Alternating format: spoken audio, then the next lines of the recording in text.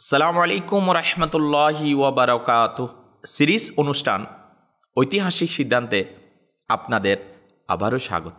প্রিয় দর্শক শ্রোতা, আজ এমন এক সিদ্ধান্ত নিয়ে আলোচনা করব যা শুনলে আপনি বিস্মিত হয়ে যাবেন।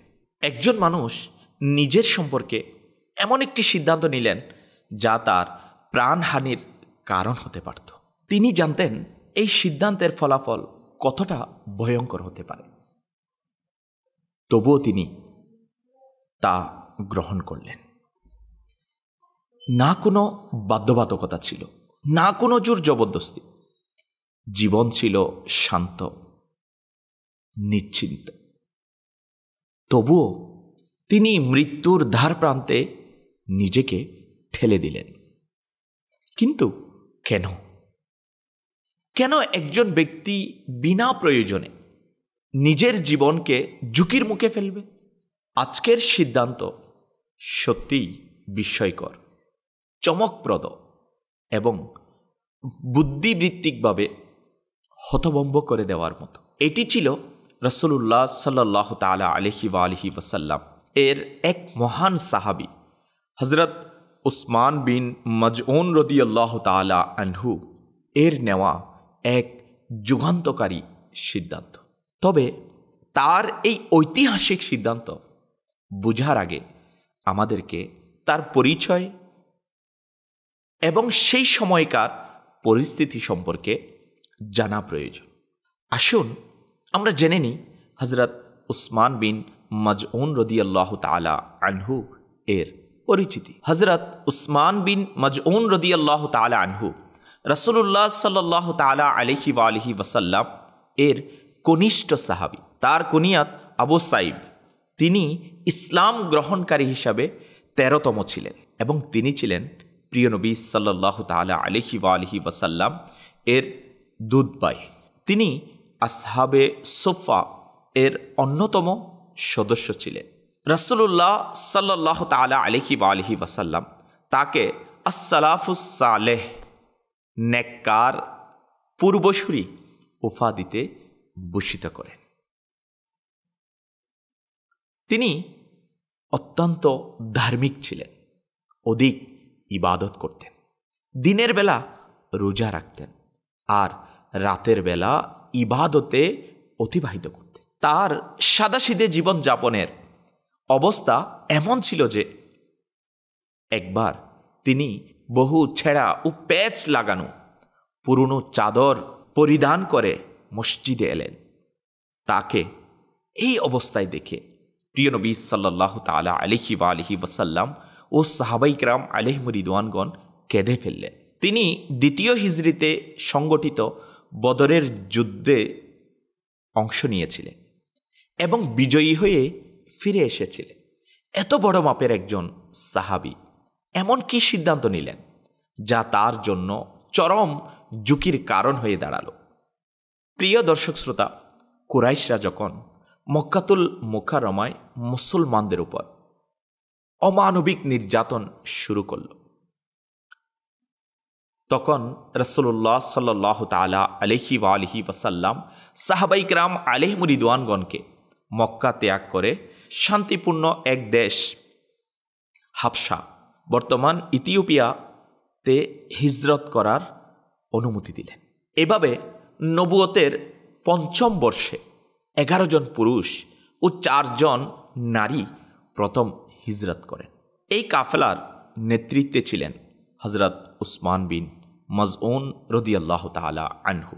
মুসলমানদেরকে হিজরত করতে দেখে মক্কার কাফিররা কাফেলার সদস্যদের গ্রেপ্তার করতে চেয়েছিল, কিন্তু আল্লাহ তাআলা তাদের সাহায্য করলেন এবং আল্লাহ তাআলার অশেষ কৃপায় তারা নৌকার মাধ্যমে নিরাপদে রওয়ানা হতে সক্ষম হলেন। এই মুহাজির প্রবাসী সাহাবীরা হাবশা পৌঁছে শান্তিতে ও নিরাপদে আল্লাহ তাআলার ইবাদতে মগ্ন হয়ে গেলেন। কিছুদিন পর মক্কায় এই গুজব ছড়িয়ে পড়ে যে কুরাইশরা ইসলাম গ্রহণ করেছে।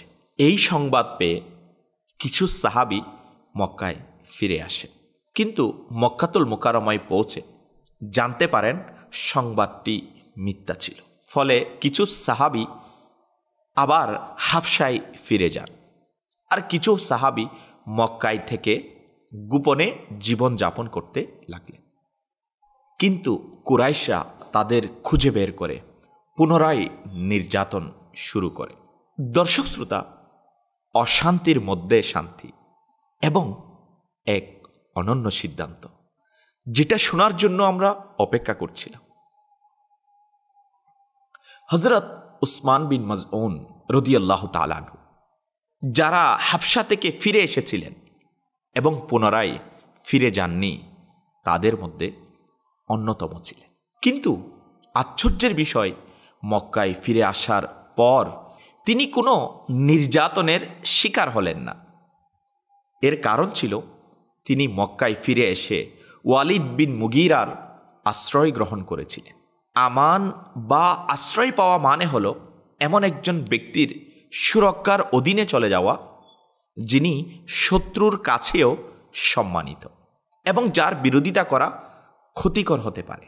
আরবের প্রথা অনুযায়ী আশ্রয়প্রাপ্ত ব্যক্তির উপর আঘাত করা মানে আশ্রয়দাতার মর্যাদায় আঘাত করার মতো।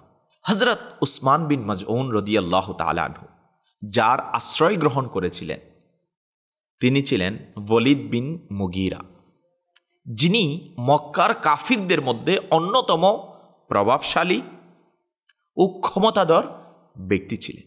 তার আশ্রয়ে থাকা কোনো ব্যক্তির উপর কেউ সহজে হাত তুলতে সাহস করত না। এই কারণেই মক্কার কাফিরদের কেউ সাহস করেননি হযরত উসমান বিন মাজউন রাদিয়াল্লাহু তাআলা আনহু এর দিকে চোখ তুলে তাকানোর। তাই তার জীবন স্বাভাবিক ও নিরাপদ ছিল। কিন্তু হযরত উসমান বিন মাজউন রাদিয়াল্লাহু তাআলা আনহু যখন দেখলেন যে তিনি তো নিরাপদ, শান্তিতে দিন কাটাচ্ছেন, অথচ তার মুসলিম ভাইয়েরা, যারা হাবশা থেকে মক্কাতুল মুকাররমায় চলে এসেছেন, তারা চরম কষ্ট ও নিপীড়নের শিকার হচ্ছে, তখন তার হৃদয়ে এক অস্থিরতা সৃষ্টি হল।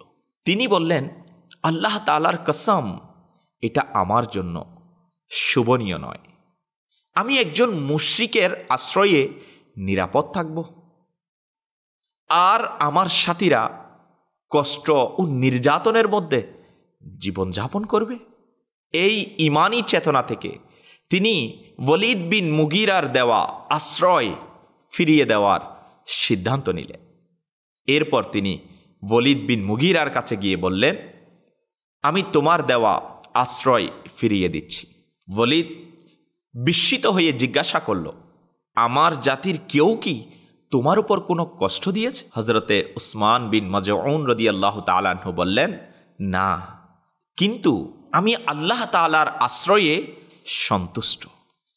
আমি অন্য কারো আশ্রয় গ্রহণ করতে চাই না। ওয়ালিদ বলল, যেভাবে আমি তোমাকে প্রকাশ্যে আশ্রয় দিয়েছিলাম, সেভাবেই তুমি প্রকাশ্যে আমার দেওয়া আশ্রয় ফিরিয়ে দাও।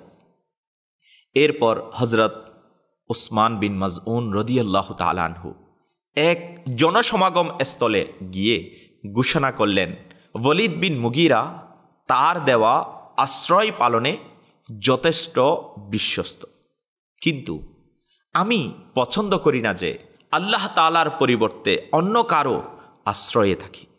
তাই আমি তার দেওয়া আশ্রয় ফিরিয়ে দিচ্ছি। এই ঘোষণার পরপরই কুরাইশরা তাকে নির্মমভাবে নির্যাতন করল, এমনকি তার একটি চোখ মারাত্মকভাবে ক্ষতিগ্রস্ত হল। এটি দেখে ওয়ালিদ বললেন, তুমি যদি আমার আশ্রয়ে থাকতে, তবে তোমাকে এই কষ্ট পেতে হতো না। কিন্তু হযরত উসমান বিন মাজউন রাদিয়াল্লাহু তাআলা আনহু এর দৃঢ় সংকল্পে একটুও টলমল ভাব দেখা দিল না। তিনি অবিচল রইলেন। কোনো রকম দ্বিধা দুর্বলতা তার অন্তরে স্থান পায়নি। তিনি বললেন, আমার আরেকটি চোখও আল্লাহ তাআলা রাস্তায় কষ্ট পাওয়ার জন্য প্রস্তুত।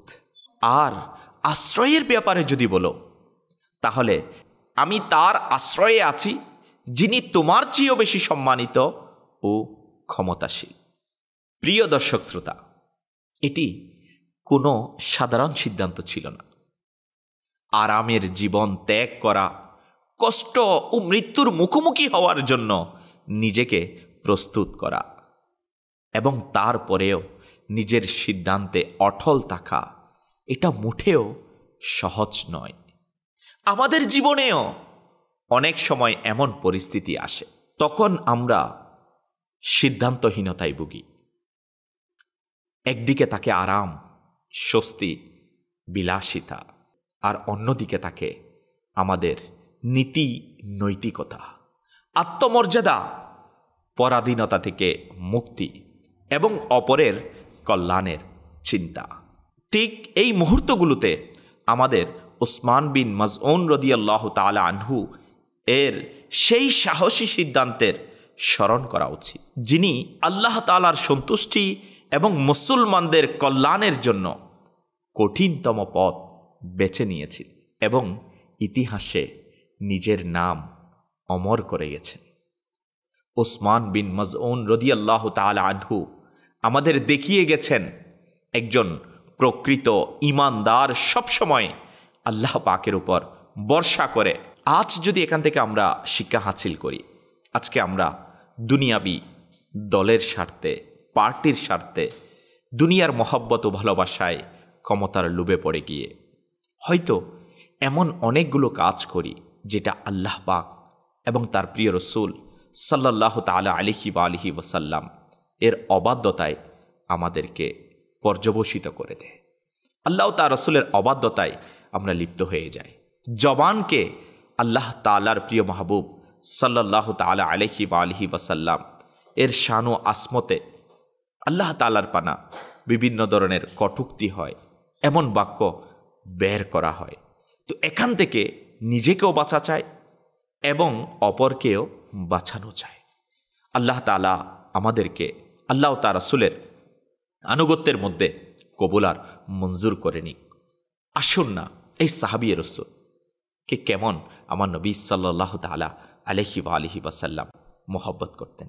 এক বর্ণনা অনুসারে 3য় হিজরির শাবান মাসে উসমান বিন মাজউন রাদিয়াল্লাহু তাআলা আনহু দুনিয়া থেকে পর্দা করেন এবং এই দুনিয়ার সকল দুঃখ দুর্দশা থেকে মুক্তি লাভ করেন। তার ইন্তেকালের পর প্রিয় নবী সাল্লাল্লাহু তাআলা আলাইহি ওয়াসাল্লাম তার গালের কাছে এসে চুম্বন করেন এবং কেঁদে ফেলেন। এমনকি তার পবিত্র চোখের অশ্রু ঝরে পড়ে উসমান বিন মাজউন রাদিয়াল্লাহু তাআলা আনহুর গালে। এই দৃশ্য দেখে সাহাবীরাও নিজেদের আবেগ আর ধরে রাখতে পারলেন না এবং অশ্রু বিসর্জন করতে শুরু করেন। এরপর নবী করিম সাল্লাল্লাহু তাআলা আলাইহি ওয়াসাল্লাম বলেন, হে আবু সাইব, তুমি এই পৃথিবী থেকে এমন অবস্থায় চলে গেলে যে তুমি এর কোনো কিছুর প্রতি আকৃষ্ট হলে না। প্রিয় নবী সাল্লাল্লাহু তাআলা আলাইহি ওয়াসাল্লাম তার জানাজার নামাজ আদায় করেন। উসমান বিন মাজউন রাদিয়াল্লাহু তাআলা আনহু প্রথম সাহাবী যাকে জান্নাতুল বাকির কবরস্থানে দাফন করা হয়। দাফনের পর রাসূলুল্লাহ সাল্লাল্লাহু তাআলা আলাইহি ওয়াসাল্লাম এক সাহাবীকে একটি বড় পাথর আনার নির্দেশ দেন, কিন্তু পাথরটি এত ভারী ছিল যে সেই সাহাবী একা সেটি তুলতে পারলেন না। তখন প্রিয় নবী সাল্লাল্লাহু তাআলা আলাইহি ওয়াসাল্লাম নিজেই সেখানে গেলেন, তার পবিত্র হাত গুটিয়ে নিলেন এবং সেই পাথর তুলে এনে নিজের মুবারক হাতে হযরত উসমান বিন মাজউন রাদিয়াল্লাহু তাআলা আনহু এর কবরের উপর রাখলেন, যাতে এটি কবরের পরিচয়ের চিহ্ন হয়ে যায়। একজন সাহাবীর এই সিদ্ধান্ত আজও আমাদেরকে অনুপ্রাণিত করে সত্য ও ঈমানের পথে অটল থাকার। প্রিয় দর্শক শ্রোতা, এই পর্ব এখানেই শেষ করছি। ইনশাআল্লাহুল করিম আগামী পর্বে নতুন এক ঐতিহাসিক সিদ্ধান্ত নিয়ে আবারও আপনাদের মাঝে ফিরে আসব। আজ এই পর্যন্তই। সল্লু আলাল হাবিব সাল্লাল্লাহু তাআলা আলা মুহাম্মদ সাল্লাল্লাহু তাআলা আলাইহি ওয়া আলিহি ওয়াসাল্লাম।